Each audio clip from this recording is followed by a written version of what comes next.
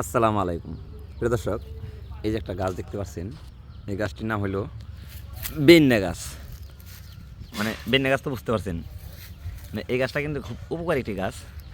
যাদের বাড়িতে ইন্দুর চিকে থাকে, ওই ইন্দুর চিকের গর্তে এই গাছের পাতা বা ফল যদি ঢোকা যেতে পারেন, ওই ইন্দুর চিকে ওই বাড়ি থেকে কিন্তু চলে যাবে।